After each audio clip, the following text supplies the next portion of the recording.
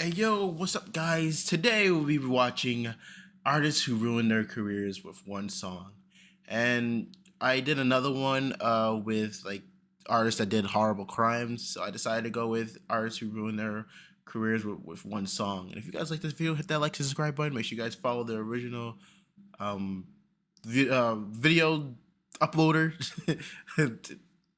Let's just start. Let's just start the video.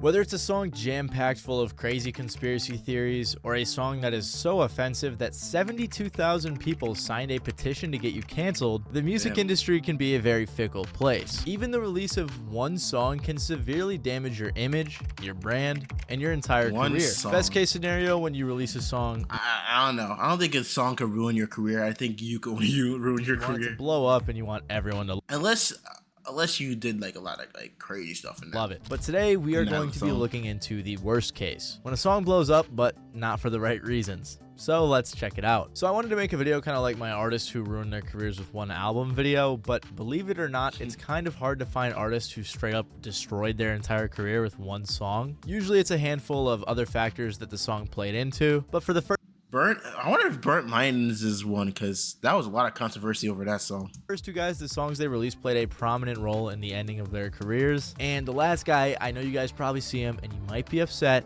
but I promise if you just hear me out, you'll understand what I mean. I hear you out, bro. I hear you out.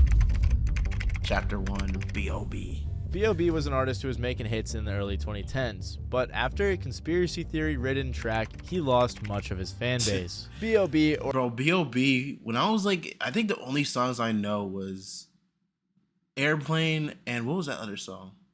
With Bruno Mars. I'll put that on the screen, but I forgot. What's the other song? Nothing like you, baby. Yeah. I think that's the one. I think that's the song. I don't know. Or Bobby Ray Simmons Jr., who I'm going to be calling Bob throughout this video, grew up in Decatur, a few miles outside of Atlanta. He had a passion for music and learned to play the trumpet in elementary school. As Bob got older, he continued to play the trumpet as well. The trumpet is like, I'm sorry. It's just like a funny thing to be like, oh, I can play the trumpet. Learn other instruments in his high school band, and he also focused on hip-hop in his spare time. In 2002, he met his mentor and co-manager B. Rich, who helped him sell his first beat at 14 years old. Within months, Bob dropped out of high school in 9th grade and began to pursue music full-time. In this time, he wrote and recorded songs that eventually appeared on his 24-track debut mixtape Cloud9 in 2006. He started performing at open mics in underground venues where B. Rich... Mixtapes must have been, back in the day, must have been hitting different. I think back then music is better than now.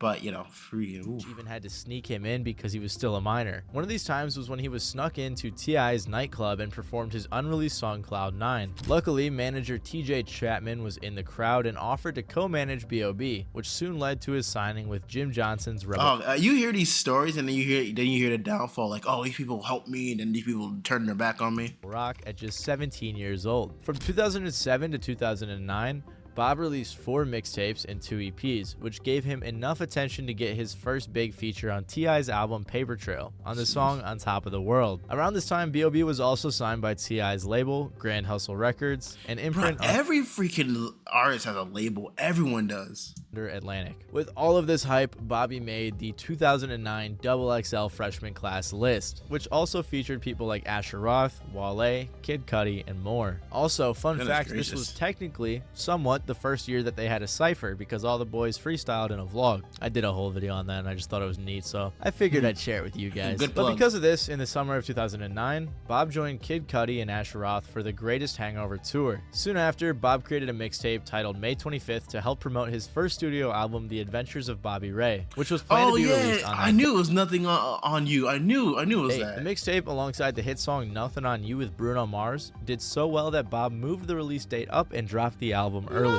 His debut album, B.O.B. Presents The Adventures of Bobby Ray, and the single Nothing on You both hit #1. The album sold 84,000 copies in the first week, and by the end of the year became double. 80 people be like, oh, those numbers now be like, oh, you flopped. It's like, what? Platinum. This success resulted in Bob getting to open for Eminem and Jay-Z on the Home and Home tour. Later on, 5 other songs from Bob charted in 2010, including his hit song Airplanes. Also in that year, he was nominated at the BET, Teen Choice, and MTV Video Music Awards. No Grammys? And we also can't forget that around this time, he caught a little diss from Tyler, the Creator, on the song Yonkers. And you may or may not know that Bob responded with No Future, where he takes aim at Tyler and the rest of Odd Future. Anyways, following his rapid success, Yeah, I know the story of that. Bob spoke on his struggles with his newfound fame and adjusting to people knowing him only by his tracks. In efforts to chase the heights that Nothing on You Wait, I'm reached, confused. Wouldn't people only know you for your tracks, though? Isn't that the whole point? Bob and his label collaborated with big names including Lil Wayne, Nicki Minaj, and even Taylor Swift. After multiple pop songs and attempts at a hit, a frustrated B.O.B. who felt he was being suppressed by What the fudge? Taylor Swift.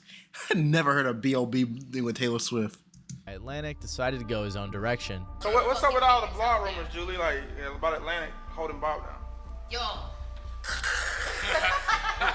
That's about as hostage as we hold our artists right here. Because of this, he decided to create his own label, No Genre, from which he self-released his own Holy crap. These motherfuckers should be creating labels. You try to escape the labels, so you create the labels. I don't get that. music. He released a few mixtapes under this label that would later become a compilation album called Elements. First he released Water, then came Fire, then Earth, and lastly the closing mixtape in the compilation, Air. And these all have acronyms, but I don't feel like reading them and they're not really important. I guess he'd been watching Avatar The Last Airbender that's what I was thinking because it was a little bit dorky, let's be honest. In my opinion though, the mixtapes weren't half bad. They had some pretty cool beats and some nice production. But throughout these 4 mixtapes, B.O.B. decided to express his political and philosophical views, which were fastly labeled controversial because of their anti-establishment nature. And it was on the Earth mixtape that the single Flatline resided. See, around this time, B.O.B. started talking about conspiracy theories on interviews and social media, most notably on Twitter. He discussed many theories, including the moon landing being fake, the Earth. I don't think, even though I think people who believe the Earth is flat is stupid, but you're right to have your opinions. I don't think that should end your career because you think the Earth is flat. That's crazy. If he ain't, I thought you'd be going around saying slurs and Being stuff. flat, mass cloning of celebrities, and more. This brought the attention of the famous astrophysicist Neil deGrasse Tyson, who commented on B.O.B.'s recent public comments. Neil's comments led to a beef of sorts, which pushed both Bob and Neil deGrasse Tyson to release diss tracks. You heard me right. Neil deGrasse Tyson dropped a diss track on Bob. Kinda. He didn't really rap it all, though. So Bob's diss track was Flatline. He probably said, "The Earth is not flat." Boo.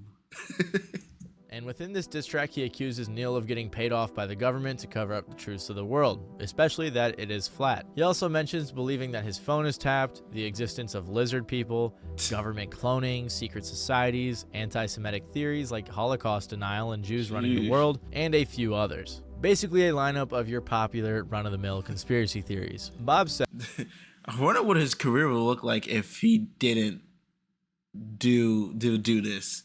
I wonder. The Earth being flat, I don't really care if people think the Earth is flat, but it's like it's globalists it's see funny. me as a threat. Free thinking got a world at my neck. Ha, am I paranoid? Picture Malcolm X in a room full of pigs, trying not to bust a sweat. I mean, Bob had to have been off something, because this was a huge departure from the type of stuff he was normally talking about. Dude was on an airplane. He's like, the Earth is flat. Neil deGrasse Tyson sound bites to do with the shape of the Earth. So, our boy Neil clapped back with the song Flat to Fact, which he made with the help of his nephew, and is pretty much just poking holes in a bunch of the theories, mainly the flat Earth one. The song was actually just his nephew Elect rapping the whole time, but Neil did pitch in by recording the audio of the tweets that he sent to Bob for the track. Flat Earth, get out of here. I don't need to have that conversation. But since you came at my uncle and you're gonna be spitting all this stuff, I might as well respond on his behalf. And I didn't think it was gonna get the attention it got. I recorded He's like, yo, nephew, get over here and drop that beat. it in one shot in my living room. Like it's not. I didn't even go to the studio or nothing. So to be fair though, the song also threw some disses at Bob directly, and with the virality of the moment, many people were saying that Bob got cooked and took an This L video needs to be taken down. You can't upload it. from an astrophysicist, which is just hilarious. And it wasn't just Neil making fun of Bob for Flatline, it was most of the internet. There was even a bunch of articles breaking down and debunking all of his lyrics. B.O.B. also got flack from the Anti-Defamation League, who said, "It appears as if the song has been recently removed from the internet. If so, that to acknowledging a mistake here. but it is not nearly enough. We hope that B.O.B. will find a way to communicate clearly to his fans that Holocaust denial is unacceptable, and that he will apologize for invoking the age-old conspiracy theory about Jewish control of the government. So yeah, this song really damaged his career. Dude, I could just leave it He alone. said himself that it was like throwing his career in a blender. And when I was talking about it, it wasn't really the thing to do, you know what I'm saying? Like, you really like could throw your career in the blender with that type Heck, I think he'll be fine with the music he made unless like he doesn't get royalties off it. of information, you know what I'm saying? Due to all of the attention and controversy directed towards Bob, he launched a Kickstarter campaign called Show Bob the Curve, with the goal of launching satellites into space to prove his flat earth theory correct, but the fundraiser somehow never hit its $1 million goal. And most people... Dude, how much money? What? First of all, I doubt it'll cost $1 million to send a satellite into freaking space to see if the Earth is flat. agreed that this was just a straight up scam. There was also a lot of other backlash that he faced Yeah, if I was a from billionaire, I'd be like, I'll just drop $1 million to see what he does with it. releasing this song. Some people were mad at me, like people at radio stations was like going on air, like cussing me out. Gee, I wonder why. I was trying to go on tour in that same year, and certain venues were like, well, I don't know about him performing here. Like he's been making statements about the Earth being flat, and I'm like, what the fuck does it have to do with me doing a show? Like the outrage was incredible. Damn, if you were outraged over someone saying the Earth is flat, I mean, compared to now, people get outraged over a lot of things, but when you say the Earth is flat, bro. Wow. Nowadays, Bob says that he doesn't regret speaking his thoughts, but he did say that he wishes he went about it differently. His next project following Elements was an album titled Ether. It received overall positive reviews from critics, but it didn't do nearly as well commercially. In recent years, Bob has started a podcast with his sisters and other guests called The Bobcast, as well as other things like vlogs. Bob is still making music though, and he seems to have a decent fan base, as his last big single, How to Make Clones in 2022, performed fairly well. But Wow. it seems like a lot of his fans may not be, all together there. Since that last big single, most of his songs haven't been doing too well numbers-wise. Ever since Flatline released in 2016, he hasn't had a song or album even chart. B.O.B. himself even said he doesn't regret making the comments, but he regrets how he handled the backlash. So whether or not you think it was entirely this song that... Yeah, I don't think this song really. I think fame comes with a lot of things. Like, if you want to be famous in the world, you have to like restrict yourself for certain things. You know? Do I think people should be allowed to speak their minds about certain things? Yeah, as long as you're not like harmful and like emphasize violence to other people.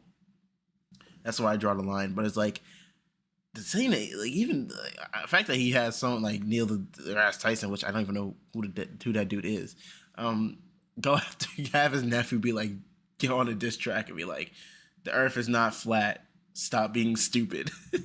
destroyed his career, it definitely played a part in it. If you're like me and you hate spending a ton of time cooking your food just to eat it in under a minute, but you still want to get some good nutritional quality, them straight. They're never great. I on veggie, but I'm all box overall. We're clicking 20%, 50% off. Make sure to check it out. Now let's get back to the video. Billy Squier is an artist who, in the most literal sense, had his career ruined by one song, more specifically the music video, and it wasn't even his fault. William Squier was born in 1950 and was interested in music ever since he was a kid. Over time, he joined and left a few bands with little to no traction. At 20 years old, he encountered his first true promise in music when his band Piper received a record deal, and with this created 2 studio albums. Billy's band Piper was managed by the same management as Kiss, which led to his first major performance, opening for them at a sold-out Madison Square Garden show. As the main songwriter as well as the frontman for the group, Billy and the band... Jeez, what did he do in this song that he just... Bro, Bob B.O.B. just said the Earth is flat. and received a lot of praise from critics. Despite their success though, the band split after a few years, leaving Billy to venture off on his own. The venture worked out well though, as in 1979, Billy struck a deal with Capitol Records. This deal allowed him to produce his solo debut album, The Tale of the Tape, that charted for weeks and contained his song, The Big Beat, which is currently one of the most sampled songs of all time, being used by big names including Run DMC, Alicia Keys, Jay-Z, and more. Following these early That picture of successes, Jay-Z Squire is was so able to funny. get into contact with Queen's guitarist, who set him up I with say that because now he has dreads now. their own producer that not agreed to work dreads, with Billy. This team yeah, up allowed kinda. Billy to create his second and strongest album, Don't Say So, which contained 3 massively popular singles that ended up being his breakthrough hits. Songs like The Stroke, In the Dark, My Kind of Lover, In and the Lonely Dark, as the The Night all Stroke. added to what is known the as Dark, I Billy's most Stroke. commercially successful album. The album sold over 4 million copies in the US alone and lasted Jeez. on the charts for well over 2 whole years. Billy's next Damn. and third album, Emotions in Motion, was strong, with 3 million copies plus sold, as well as featuring his first #1 on the rock chart with Everybody Wants You, which held that spot for 6 weeks. In 1983, Billy began working on his Dang, this fourth dude having a lot of success. I think he not like I think he had probably more success than B.O.B. But damn, he's getting a lot. I might. Well, I hope the song he made ain't that crazy. I want to check this dude out. album Signs of Life in order to continue what was shaping up to be an unstoppable career. It was in 1984 when the album was released, and Billy was experiencing the highest heights his career had yet seen. Featuring popular songs All Night Long and the criminal song Rock Me Tonight, the album performed very well, bringing Billy his 3rd consecutive platinum certification. Critics and fans alike loved the album as they had with the previous projects. So how did Billy go from being on top of the world to failing? How did his song Rock Me Tonight become All right, I'm guessing drugs, the record label screwing him over, or he just said something crazy.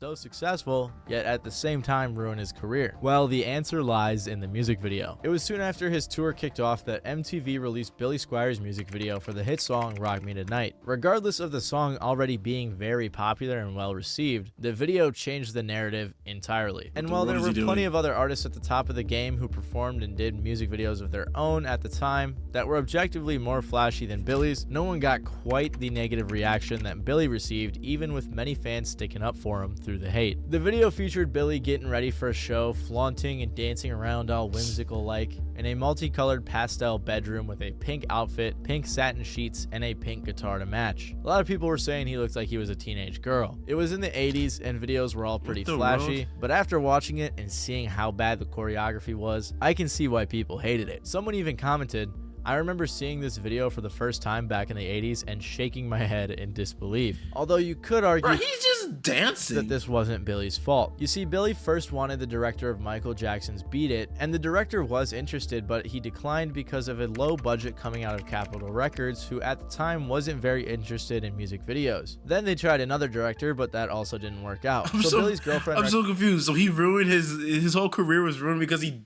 had bad choreography. Taylor Swift had that freaking awful choreography. She freaking has a career. recommended that he have Kenny Ortega direct the video. But Kenny Ortega was a choreographer, not a director. He said that he made the mistake of leaving everything to Kenny, which didn't work out too well for him. Billy said, "My attitude was, he's the director. Let him get on the job." Now, Kenny was and is gay, which is fine of course, but he put a gay man's perspective on my original idea. It was the wrong approach for me and everyone who he had to put that in there. should have known better. My label and my management told me that I had nothing to worry about and that the video wouldn't do me any harm. Well, they got that totally wrong and then hung me out to dry. You could argue that I was there at the shoot. Oh, so I that was right. So the label screwed him over, and he just made a poor decision. Should have known what was going on and that I should have stopped it, but I thought the director knew best. For a little context, Kenny Ortega's most popular work is on directing the High School Musical movies, and when talking about his goals on Rock Me Tonight, Ortega said that he wanted it to play out similarly to the Tom Cruise scene in Risky Business. On the other hand, Squire wanted his video to be grainy and dark, and was worried when he arrived on set to the pink satin sheets that it wouldn't end up like that. Oh my gosh, are you serious? His career was over a music video? Oh my Ortega gosh. insisted it will turn out how Billy was hoping, and clearly it did not. Billy's manager took his concerns to the label and insisted the video be scrapped, but Capitol Records decided to put it out anyway. Billy Squire was mid-tour when this video dropped, and even his girlfriend said that it was going to ruin his career. But again, the label tried to hush him and say, I'm so confused. He was just dancing. That's weird. Okay. it's fine, How's as the that song weird? was already massively popular and too big to fail. In an interview by Rob Tannenbaum, which I probably said wrong, and Craig Marks in I Want My Tannenbaum. MTV, the uncensored story of the music video revolution, Billy is even quoted saying, "From a career standpoint, I never really recovered from that video." Oh He my gosh. Do people really care about that, bro? People be just caring about a lot also of things, said, bro. "My female fans stayed, but males deserted in droves. Was this due to homophobia? I believe it must be. Did it finish my career? That's a very extreme statement to make, but it obviously knocked me off course. Before that, I was riding a rocket. I'm sorry. Prince was doing a lot of crazy things. Michael Jackson was doing a lot of crazy things. Even they don't even looked at freaking what's it called? I guess use the word use the word zesty. So why is it just going for him? It's like it doesn't make any sense. Like Michael Jackson, a lot of freaking mannerism were like freaking a little bit feminine, but like wow, it's so stupid. That was It's, always like, on it's the not even a song, it's just a music way video. up. Afterwards, well, I guess the I wouldn't song say I was a music crashed video. and burned, but that video certainly had a big impact on where I ended up on the success ladder. Look, I could write a book on what went wrong, and yes, the video did go horribly wrong. I had a vision for what I wanted, but I couldn't find a director to commit to it. Billy continued, the effeminate nature of the video alienated a lot of my base, because at that time, many teenage boys looked up to and idolized the artist. It got to the point where other popular artists at the time even spoke on how after the video's release, it was hard to take him seriously anymore. So whether it was my Billy's God. fault for not halting I feel bad for this dude. I feel bad for this dude. It's not his fault. People just the video in its tracks, or people take just care about stuff. his bro. fault for directing it how he did, or Capitol Records' fault for letting the video be released. Oh or yeah, Capitol Records. They're scumbags for that. Allegedly, even releasing that to the audience, knowing that these labels just love screwing over their artists, don't they? Because they make the money. or they, combination they of can all make the money three. off What them. happened, and the damage was done. After the fiasco, Billy took some time off, releasing his next 4 albums throughout the next 8 years. Every album after the music video, he put a notable amount of effort into producing and even had features including Freddie Mercury, but they resulted in commercial flops. He put out his final album with Capitol Records where there was little to no promotion, and the album didn't even chart. So Squire decided to buy himself out of his contract, fire both of his managers, and take a step back from making music and the industry as a whole. Because of this situation, Billy became a bit of a recluse who is not often interviewed, keeps private life private, and openly dislikes the music business due to how he was treated. Years later, I MTV would put out too. the First of all, they put out a music video. First of all, I think there's nothing wrong with that music video. I think people are just being stupid. First of all, they sit there and they're like, "Oh, blah blah blah blah." I'm like, music industry sucks. Because the labels put these artists in like a hard predict without us, you're nothing essentially. You know, I think a lot of artists would. I feel like artists should really go independent sometimes, in my general opinion, because you already have the fan base and people are gonna watch. It doesn't matter like what you do, people are still gonna watch. I think like something like Drake or like a Kendrick could go independent.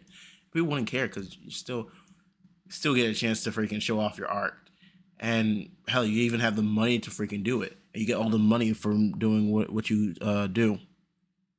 I don't know why artists even like sign the labels. All they do is just screw people over. earlier mentioned book in 2011 titled I Want My MTV, which was compiled of around 400 people in the industry's input, and they pretty much unanimously agreed that Rock Me Tonight was the worst music video of all time. Through it all, there is still overwhelming love for the There's star, worse music videos out there. with loyal fans everywhere, many of which insist that he never made a bad song and needs to be inducted into the Rock and Roll Hall of Fame. Years after stepping away, Squire did a few memorial tours and shows, independently released his final studio album, and released and performed a song dedicated to his longtime friend and fellow star Freddie Mercury. Nowadays, he lives a peaceful life as an active volunteer for the Central Park Conservancy, which he has done for over 17 years. Unfortunately for Billy, the poor decisions of himself, the director, the label, and even the fans at the time all led to his career going. It wasn't really like his fault, essentially. It was just,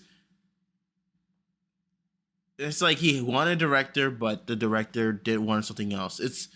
I don't know. I think it's like, I feel like if you put that music video out now, that would have been like perfectly fine. But I guess the times change. The times weren't like up to date now. So Downhill.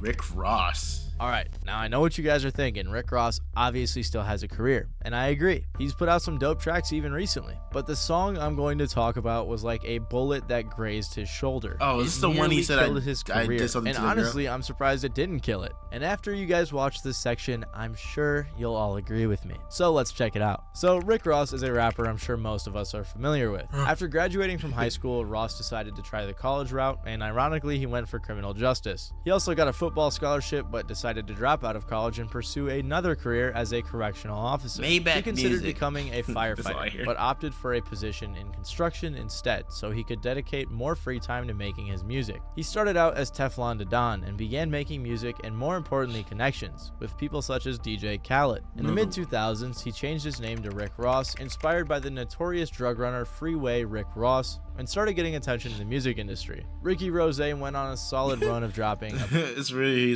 he was a correction officer. His favorite song is his name is inspired by someone like named Drug something. bunch of albums, which granted him not only fame, but also accolades like platinum songs and albums, award nominations, and even a Reebok endorsement. Rick Ross got into a bit of controversy for lying about his past, which I actually covered in a video called Rappers Who Fake Their Entire Oh yeah, didn't they had like he say he's a cop or something like that? I don't know.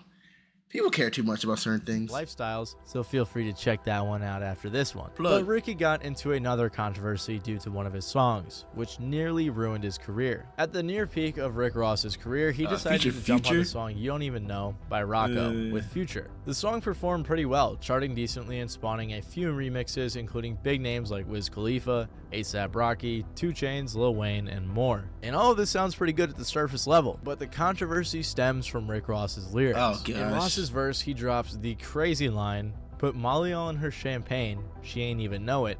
I took her home and enjoyed that, she ain't even know it." It's honestly surprising gosh. that Out of no all the lyrics you could say, you say that, one bro. around Rick Ross thought to say like, hey man, maybe you shouldn't say that. Especially because it seems like it taints the entire meaning of the song Gosh, like where's a PR? Where's a PR? since it's named You Don't Even Know. Funnily enough, directly before the very problematic line, Ross says, "I'll die over these Reeboks, you don't even know it." Well, in the wake of the following poor choice of words, Ross did not have to die over the Reeboks because the deal itself Damn. died as a result of Reebok being presented with a petition with 72,000 signatures to get rid of Ross's brand deal. It was going viral online and they God had to damn. drop him, which probably cost him a lot of money. Along with Jeez. losing this deal, due Is to backlash Reebok from even a thing right now? the lyrics, Ross put out an apology claiming the lines had nothing to do with date rape, which is a tough sell to almost Yeah, bro, that- anyone who can read. I'm so sorry. You cannot sit there and say you said she doesn't know it. You took that and bro, the lyrics are not helping your case at all. He said,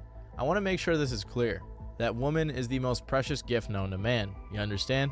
It was a misunderstanding with the lyric, a misinterpretation where the term rape wasn't used. I would never use the term. We don't condone rape, and I'm not with that." He also tweeted out trying to get Reebok's forgiveness as well. But it seemed like Ross was kind of trying to move the goalpost because we all know what he meant by that line. What else could he have meant? And Yeah, the public bro. didn't fully accept his apology, which also led to a show Ross had scheduled at Carleton University being canceled. And his verse was actually removed from the song so it could be played on the radio. There is even a remix of the Goodness song with gracious. Schoolboy Q where he said, "Molly in her drink, but she asked me to, and oh yeah, I got this on cam." So he even had other rappers making fun of him on the remix of his song. So that's That's crazy, bro.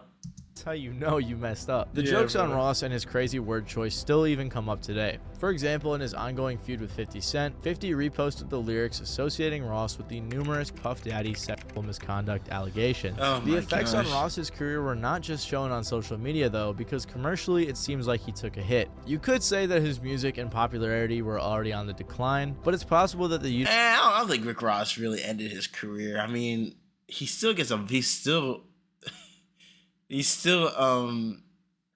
thriving on these. Don't Even Know verse aided in his downfall. Before this song, almost everything he released either got gold or platinum certifications. Afterwards, the 6 projects he released got nothing. All of that was about 10 years ago, and while he clearly has not fallen off or had his career ruined, he definitely isn't going as crazy as he used to be. Until you call Drake a white boy. And whether or not you want to associate that with You Don't Even Know is up to you, but I wouldn't be surprised if that played at least the slightest role in his numbers going down. Of course, Nah, it's just that Rick Ross is still a thing. You know, there's a lot of other artists who say a lot of crazy other stuff, but it's like Eminem. Shit, if Eminem's lyrics, for a perfect example of someone who had like crazy lyrics, even Tyler the Creator had something had to do with like crazy lyrics. Freaking Eminem and Tyler the Creator are like the main people for that, and their careers are still thriving. So even though they bring up some stuff that Tyler did and Eminem did like years ago, gosh, you know what? I'm not gonna say. I keep that to myself. He still has tons of fans and drops some great verses, but this was a close call that definitely damaged his career, and had it happened recently, things could have gone down a Oh, whole- he released that in 2020. Right now, bro. Ooh, that would not hit. That'll be over. His career will be. I'll say his career will be over. But anyway, if you guys like this video, hit that like and subscribe. Yeah, this video. My opinion on this video. The dude, B.O.B. He just said the Earth was flat. I'm like, okay, that song ruined your career. That's crazy. Kanye West been saying a lot of crazy things. His career's still thriving, so that's crazy. Billy, this dude just had a freaking music video that he was just dancing around. You know, I think it's the best example of like if it was done now, I think it wouldn't be that much hate. The Rick Ross thing is not surprising. I knew this lyric for a while. Never listened to the song, but I always see clips of people talking about it. But yeah, if you guys like this video, hit that like and subscribe. I will be reacting to more of this guy because he makes really good videos. And yeah, I'll see you guys later and have a great day. Peace.